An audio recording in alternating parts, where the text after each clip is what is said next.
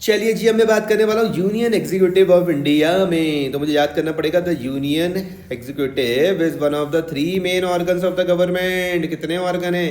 तीन ऑर्गन है भैया। कितने? तीन ऑर्गन है। किसके? गवर्नमेंट के तीन ऑर्गन हैं। तो उसमें से एक कौन सा है? Union executive. ये तीन ऑर्गन है कौन कौन से? तो बोलो, लेजिस्लेचर, एग्जीक्यूटिव, जुडिशरी। याद रखना, लेजिस्लेचर, एग्जीक्यूटिव, जुडिशरी। ठीक है भाई जी। And is responsible for the implementation and administration of laws in India. का क्या काम करते हैं ये? Implementation and administration of laws in India. It's function at the national level and is defined under article 52 to 78। Article याद रख लेना भैया।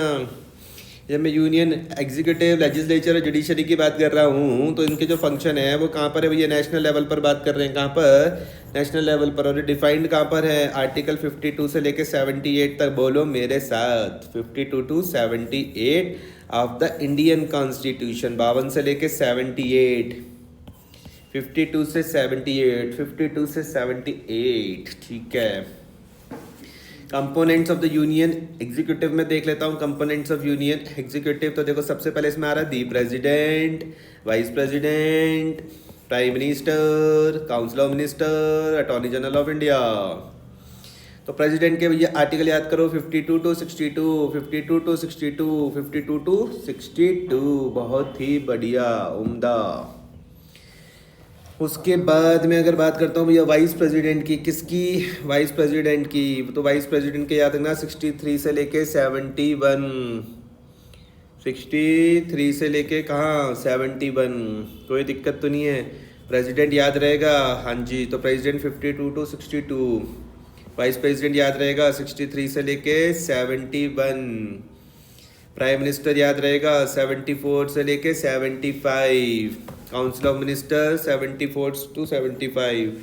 अच्छा, ये सब यहीं पर ही है क्या? द प्राइम मिनिस्टर और council of minister. Attorney general कहाँ पर है? 76 पर। ठीक है जी, ठीक है। तो यहाँ पर ये मैंने बात कर ली, president, vice president, prime minister, council of minister, attorney general of India. इनके सेक्शन मुझे धीरे धीरे, आर्टिकल्स मुझे धीरे धीरे करके याद करने पड़ेंगे। सबसे पहली चर्चा मैं जो करने वाला हूँ वो है भैया प्रेसिडेंट ऑफ इंडिया में। किसके बारे में? President of India. तो लिखा हुआ the constitutional head of the state. याद रखना, जो constitutional head of the state है वो कौन है? President of India. And the supreme commander of the defence forces भी कौन है? President of India. याद रखना, constitutional head of the state कौन है? President of India. Supreme commander कौन है भैया? वो भी है प्रेसिडेंट ऑफ इंडिया। ठीक है। इलेक्टेड कैसे होते हैं? Elected by the electoral college के द्वारा होते हैं। इलेक्टोरल कॉलेज के द्वारा होते हैं, जहाँ पर आपको मेंबर्स ऑफ पार्लियामेंट और स्टेट लेजिस्लेचर देखने को मिलने वाले हैं। अपना ऑफिस ये होल्ड करते हैं कितने टाइम के लिए? 5 साल के लिए। क्या ये री इलेक्ट हो सकते हैं? यस, बट कैन बी री इलेक्टेड। अच्छा, फंक्शंस कैसे करते हैं? एज ए नॉमिनल एग्जीक्यूटिव के तौर पर करते हैं और एक्टिंग करते हैं on the advice of the council of ministers. ठीक है। अगर मैं पावर्स के बारे में बात करूँ, किसकी पावर? प्रेसिडेंट की पावर्स के बारे में बात करूँ तो वहाँ पे एग्जीक्यूटिव पावर्स आ रही है, लेजिस्लेटिव पावर आ रही है, जुडिशरी पावर आ रही है और एमरजेंसी की पावर आ रही है। एग्जीक्यूटिव पावर्स में क्या चाहिए? Appoints the prime minister. Prime minister को क्या करते हैं? अपॉइंट्स करते हैं। गवर्नर को क्या करते हैं? अपॉइंट्स करते हैं। चीफ जस्टिस ऑफ इंडिया को क्या करते हैं? अपॉइंट्स करते हैं। And other officials. याद रखना, किसकी पावर है भैया? प्रेसिडेंट की पावर है। कौन सी? एग्जीक्यूटिव पावर के बारे में क्या बोला? प्राइम मिनिस्टर को अपॉइंट करते हैं, गवर्नर को करते हैं, सीजीआई को करते हैं, अदर ऑफिशियल्स को करते हैं। लेजिस्लेटिव पावर में क्या है कि भैया summons and dissolve the parliament. ये क्या कर सकते हैं? पार्लियामेंट को समन भी कर सकते हैं और डिजॉल्व भी कर सकते हैं, और अपनी असेंट भी देते हैं। किसमें? बिल्स में। सबको हम डिटेल में पढ़ेंगे। जुडिशियल पावर्स में मैं अगर बात करूं तो ग्रांट पार्डन्स। पार्डन्स कहाँ पर है? आर्टिकल 72 पर। जुडिशियल पावर्स में क्या आता है? Grant pardons, article 72। Emergency powers में क्या आ जाएगा? Can impose national, state and financial emergency. National emergency, state emergency, financial emergency. Section क्या है? 352, 356, 360। याद रखना, 52 की एज, फिर 56 की एज और 60। तो एमरजेंसी सारी की सारी यहीं आ रही है, 52 से लेकर 60 तक।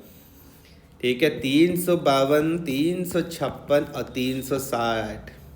अगला मैं बात करने वाला हूँ भैया वाइस प्रेसिडेंट ऑफ इंडिया की। तो सेकंड हाईएस्ट कॉन्स्टिट्यूशनल ऑफिस है। किसके बाद? प्रेसिडेंट के बाद। Second highest constitutional office president के बाद, और एक्स ऑफिसर चेयरमैन भी होते हैं कहाँ के, राज्यसभा के।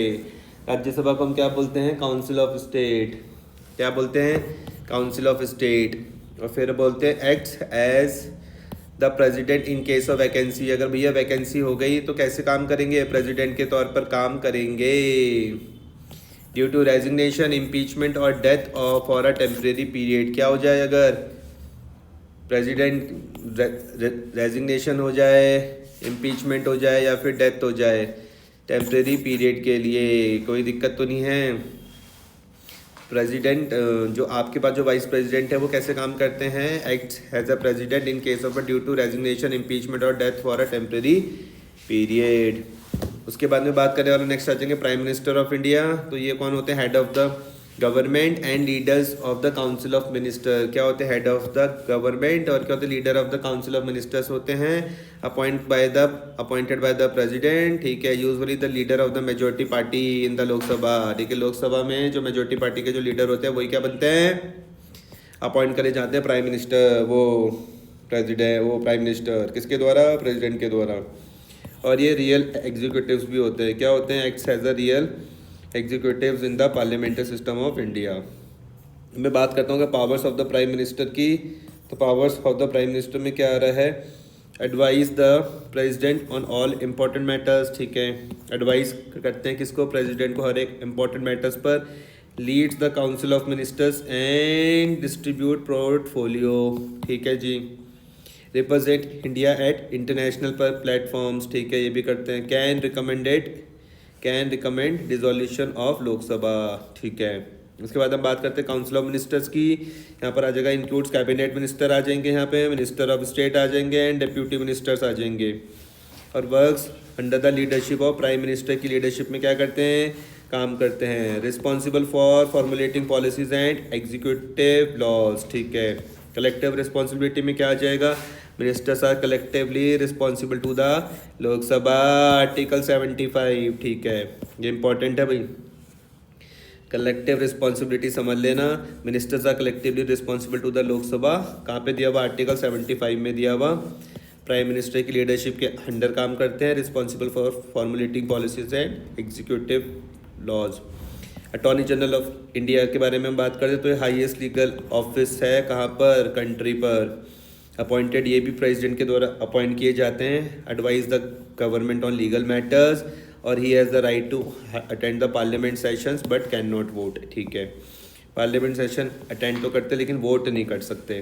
कंक्लूजन में मैं अगर बात कर लेता हूँ तो जो यूनियन एग्जीक्यूटिव है ensures the smooth functioning of the government. The union executive ensures the smooth functioning of the government with the president as the nominal head and prime minister as the real head. तो याद रखना, जो president होते हैं वो क्या होते हैं, नॉमिनल हेड। प्राइम मिनिस्टर कैसे होते हैं भैया, रियल हेड होते हैं।